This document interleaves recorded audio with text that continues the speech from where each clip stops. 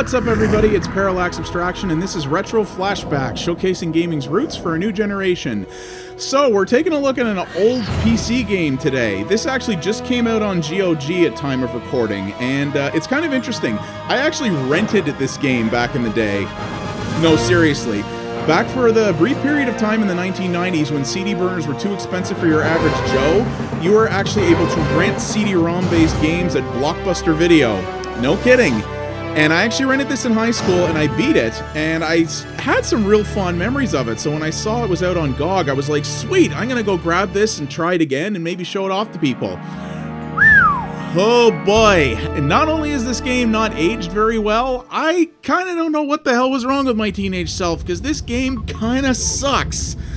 So, we are taking a look today at Cyberia. This is not the other known point-and-click adventure game Cyberia, which is Syberia. This predates it. And this came out by Zatrix Entertainment, which actually went on to produce a whole wide array of different games, including titles like Kingpin and Redneck Rampage, which are some really kooky first-person shooters. They later became Grey Matter, which was actually bought by Activision, and now they're part of Treyarch, making Call of Duty games. They got an interesting history. So yeah, every time you boot this game up, you enter your name, but if you enter a name that you had used previously, it actually loads that profile in and gives you access to your saved games. So I've gotten a little bit of the way into this game so I can show it to you guys, because, well, yeah. Welcome back to Siberia. It always starts you off at the beginning, but you can bring up the menu and load up your checkpoints. We're going to go from the beginning here as far as I can get. So this game is basically what was known as an interactive movie. There was a lot of these in the early CD-ROM era, and the problem with interactive movies is that while they were always very technologically impressive, pushing... Hey, Zach. Oh, hang on. Ride? Sporty. And how about telling me what's up? Always to the point, my man. All right, here's the sitch. You'll rendezvous with the rig in about 10 minutes. Your contact is Santos. There's a TF-22 prepped and ready. I've never flown a TF-22. Not to worry, you won't be flying this one. The auto-nav is set to take you by optimum route to the Siberia complex. Trust is a wonderful thing. I got you out of solitary, didn't I? Can't have you jetting around the globe instead of getting the job done, my man. Isn't this top-shelf voice acting? Well, like I said, always to the point. All right, stand by. I'm going to shoot you some currents on the Cyberia project. I still don't have top security clearance, but one of the science officers has started to tell me some things. They're making incredible advances in nanotechnology. So yeah, basically, I'm not going to go through the whole thing here. I'll let it play while I talk. But basically, interactive movies pushed the limits of technology at the time, and they looked really impressive. But the problem was the technology is what they carried themselves on. Most of them were actually really terrible games. But they looked so bloody impressive that nobody cared. Security very tight. And that's basically what this is. This game is basically a mixture of really, really frustrating on-rail shooting and really, really frustrating, horrible-to-control sort of stealth on-foot sequences with a lot of puzzles in it. I'll be gone by 0400 hours the day before. So, yeah, we'll show you this here. Show up early. Damn. Hey, I knew that would grab your attention. Look at that guy's hair, so that's too. It. Infiltrate the complex and find the Cyberia weapon. What do I do with it once I find it? Well, I don't know. Keep it company. There's a cleanup team 24 hours behind you. All right, kid? Gotta run. Catch you later. So yeah, this is a very weird sci-fi story, and I like kooky sci-fi, but this just gets really, really strange later. I don't actually remember it all, but... Now, the one thing I'm going to say that I'm pretty disappointed in is I normally love the packages that GOG puts out. They didn't do a very good job on this one. So for starters, there's no manual when you get this from GOG. This game requires the use of a number of different keys, and I actually had to consult a FAQ to find out some of them, which is pretty lame. I don't know why they didn't put a PDF of the manual up or something. And in addition to that, this game had the ability to support joysticks to do the flight sequences. And technically, this emulated version that GOG has will work with things like an Xbox 360 pad, but I don't have it plugged in because... This is Santos. Report to my office immediately. Take the door on the right and don't wander around. So yeah, I don't actually have it plugged in because it won't stay calibrated.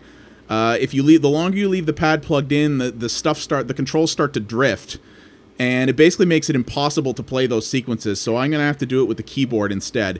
So when you start the game off, you can actually pick independent difficulty levels for your flight sequences and for the puzzles, which literally just makes each sequence easier or harder. The only thing is the game will not allow you to select the easiest mode for both things. You can only select easy for one. So I selected easy for the puzzles because the puzzles are a bunch of ridiculous trial and error, and the trial and erroring gets a little nuts if you're on anything but higher than easy. So I'm just walking around here a little bit to show you how this works. See how I'm rotating like that? Yeah, when you're in a particular scene, you can only move in one of a handful of directions, and the only way you know is by the way it allows your character to face. So you have to kind of get used to this. And a lot of this stuff is trial and error, as you're going to see here. So we're going to move forward here. And you're going to see just how unbelievably dumb this gets, both from a gameplay and story perspective. Just wait. Turn around nice and slow and disarm the weapon. So we have two choices here. We can either turn, or we can say screw you. Say screw you, that's what happens. Yep. There is no margin for error in this game. None. So this is a lot like, if any of you guys out there played Dragon's Lair back in the day, which was another interactive movie that looked really impressive, but it was all very simplistic stuff. And if you didn't do exactly what it wanted, it was just fail. That's exactly what this game is.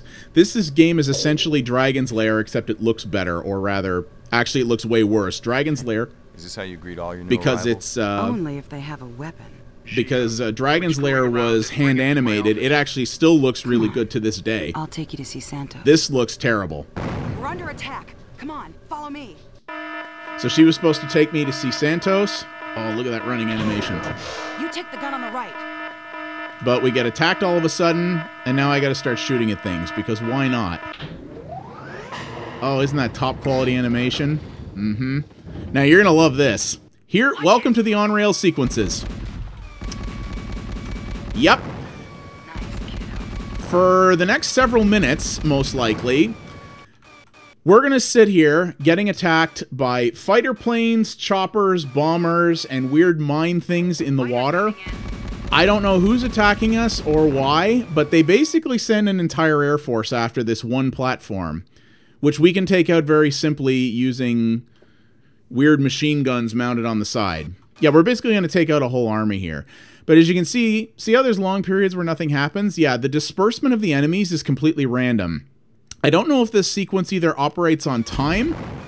There's a weird hover thing. I don't know if this sequence either operates on time or based on the number of enemies that you kill. But you can see there's 2 meters on the bottom there. So that orange meter is my gunpowder. The green meter on the left is the shields. And actually, if that gets to the bottom, those weird blue things in the middle are sort of the hull integrity. So you can die here if you wait too long or take too much damage. You can die here. But this sequence is actually not very hard. This is far and away the easiest on-rail sequence in the game. They only get way more insane from here.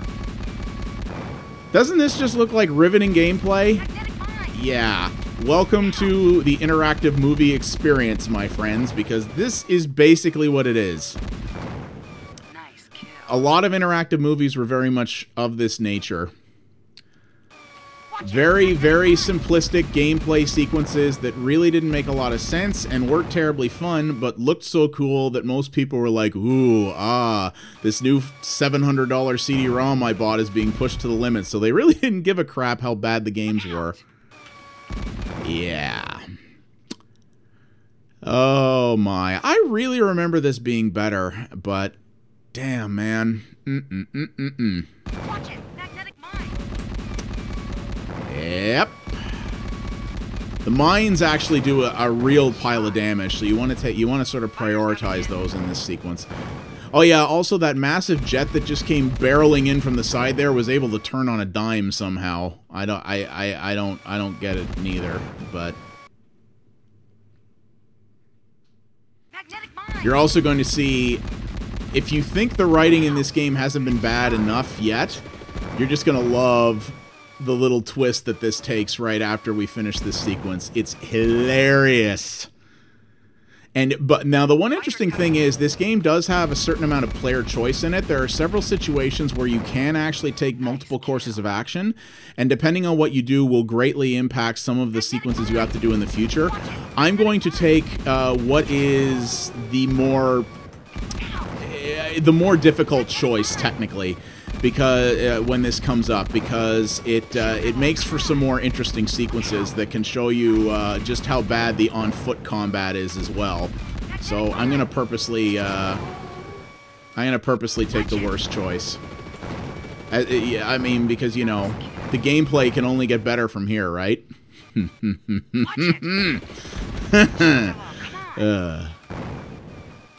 Things I do for my audience, man. That was amazing. Kiss me. Yep. Ain't that amazing? Oh, it's so terrible. So, yeah. This girl you just met and who hated you before, you blew up a bunch of stuff with her and now she wants to make out with you. But, Get him. Right, boss. but when you do it, you piss off the guy in charge. So the whole series of next few things I'm going to have to do with regards to escape and combat and stuff, you don't actually have to do if you don't kiss this girl. You're struggling. You're not going anywhere. Which is kind of interesting. We can talk about why we were attacked.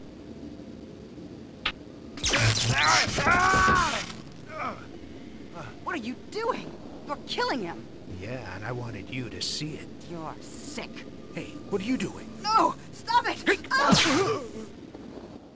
Oh, his poor girlfriend died. And for some reason, that let his cuffs go. So yeah, that really horrible romantic bit, yeah, that's all it was. Amazing, right? Oh, it's so terrible! Why did I think this was good? So now I gotta find my way out of here. So like I said, it's actually much easier if you choose not to kiss the girl because Santos doesn't get pissed off at you, and I believe you don't have as many targets to fight. But like I said, I gotta show you guys just how bad this gets. So sometimes there's multiple paths you can go, but in a lot of cases, especially this early on, if you pick the wrong door, you simply get your ass killed. So that ain't very good, right? So we gotta find our way out of here. So we're gonna take a stroll. So, we can go into this door.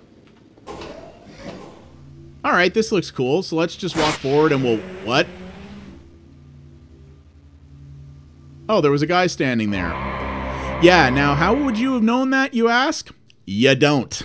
Yep. Trial and error, my friends. Now, I know how this sequence is supposed to go. I did that on purpose, but this is just to show you how friggin' ridiculous this gets. So, how do you actually prevent that guy from killing you? Oh, I took too long, so I got killed by another guy. Oops. Where did he come from? Hell if I know. Yeah, okay, so let's try this again. All right, so we go down here. Gotta go into the door. Now you gotta move quick here, right? Want to keep that guy out. So what do? You go to the right, because why not? And you lock the door. That keeps him out. However, if I go forward again... Oh, jeez. No, yeah, see, that was a different guy who looks exactly the same, so... Yeah, you know hear that horrible game over music? Get used to hearing that a lot if you're gonna play this game. Yeah, that will haunt your friggin' dreams. You will hear that so many times.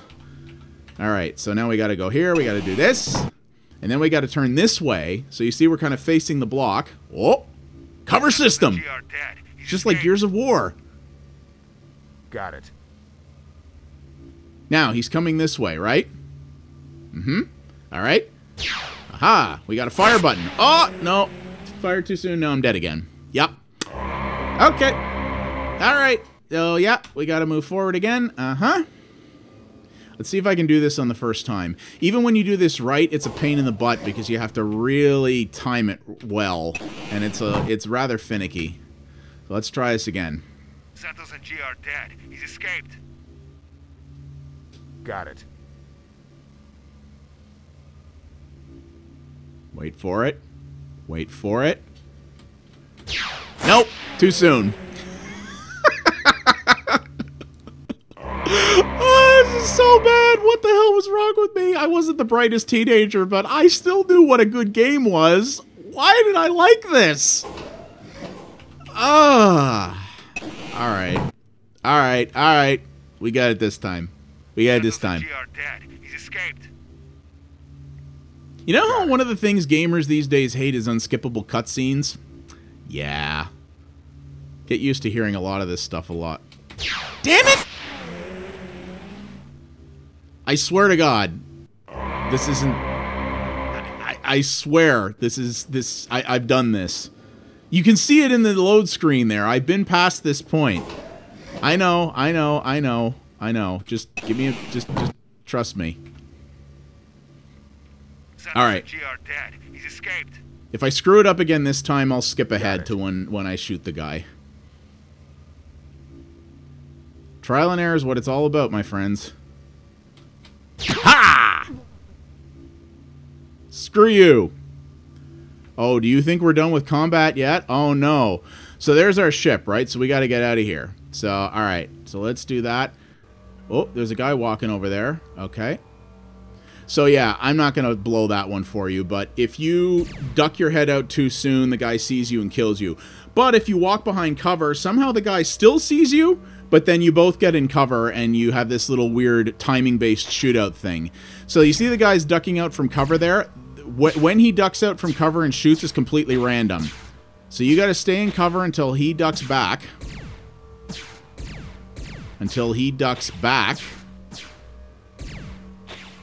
Okay, so there he is, see? So you gotta wait till he comes out, then you put a bullet in him. Okay, so we got that, so we're doing pretty well here, right? Yeah, alright, let's go get on the ship, and we'll get ourselves out of here. Alright. In our ship, doors are opening, alright. Let's book it. Freedom! What?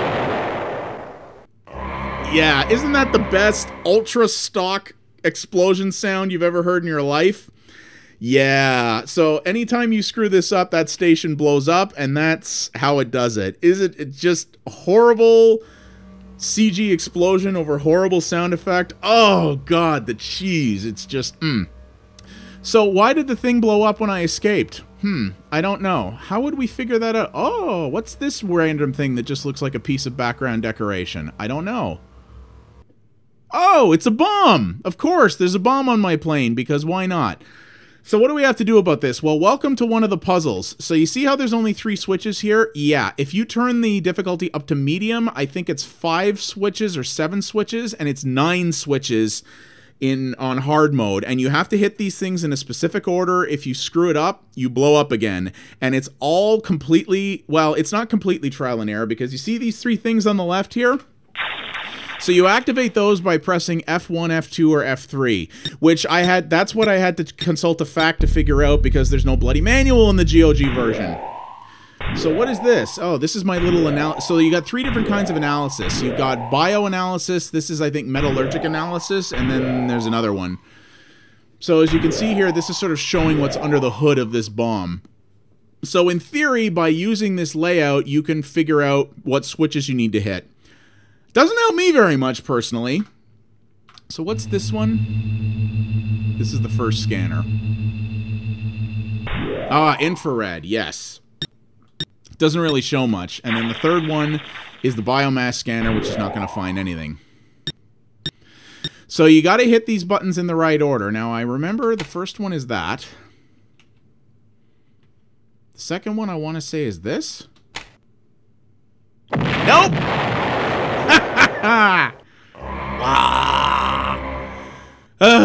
Yeah. This is a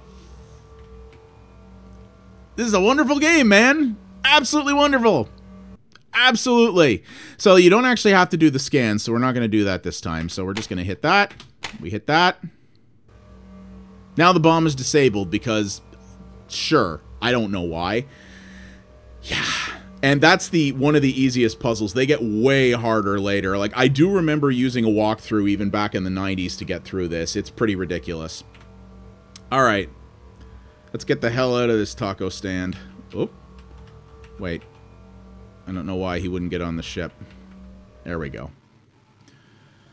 Gonna do the exact same animation. Also, the other thing is, I don't know why the bomb on the ship blows up the entire station, especially when I've taken off from the station, but, you know, I digress. And we out.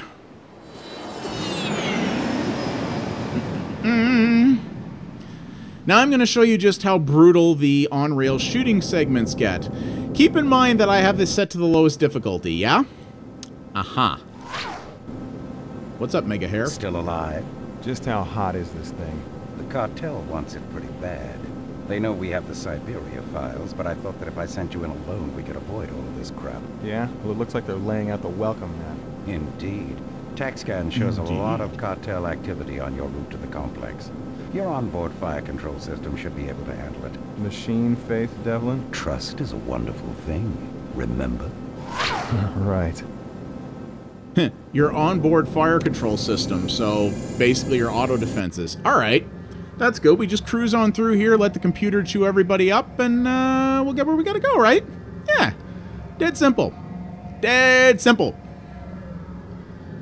Destroy the ship before it can call reinforcements. 3 hover fighters detected on course. The carrier. Hover carrier is equipped with 2 5-inch guns. Destroy the hover carrier. Detonate the onboard fuel truck designated by the blue target box. Okay.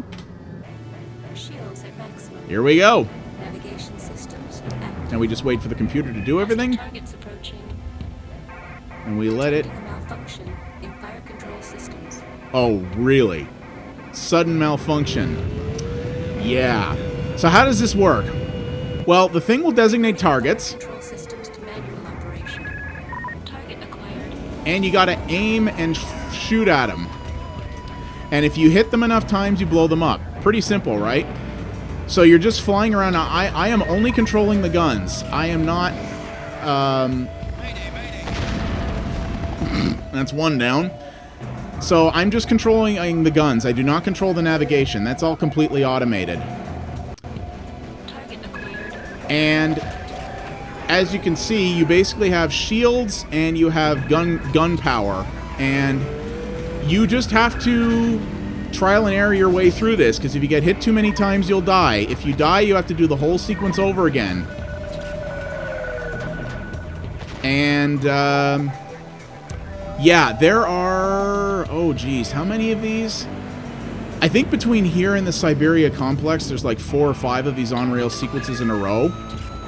And yeah, you take too much damage, and you're dead, and you get to do the whole thing over again, and again, and again. Oh, see, because I failed there. So it just whips you right back, and you got to do it again, and again, and again, and again, until you get it done. And once again, this is on the lowest difficulty. The biggest problem is that the target reticle doesn't move nearly quick enough when you're playing with a keyboard, but because the emulation of this game is so poor, in this GOG version, you can't properly, because my Xbox controller won't stay calibrated, I can't use it reliably with this sequence either. It's even worse trying to play this with a controller plugged in. So, as you can see, not the world's most impressive game, even at the best of times, frankly, and it has aged horribly. I mean, this type of pre-rendered animation stuff was very cool back when it came out, but it looks pretty terrible today, in this day and age. And, yeah, it's all trial and error gameplay. It's all very simplistic mechanically. It's just frustrating because the controls are so bad and because it gives you no margin for error. It's not complex in terms of its design. They just made it an aggravating mess to play, and it's all trial and error. And the simple fact of the matter is, much like a lot of old retro games, that's how they are padding out the length. Because this game from front to back, if it wasn't super difficult, is like probably less than an hour long. But when you have to do the sequences over and over again, an hour-long game suddenly becomes a 10-hour game. Yeah. So, in case you aren't convinced yet, I am not big on this game at all. I really remember it fondly back in the day, but very clearly some things are best left with the rose-tinted glasses on and not thought about much else than that. Because, yeah, this is not good. I do not recommend this at all. Kind of a shame. This game actually did get console versions that I have never touched. It came out on the Saturn, the 3DO, and maybe the PlayStation, I'm not sure.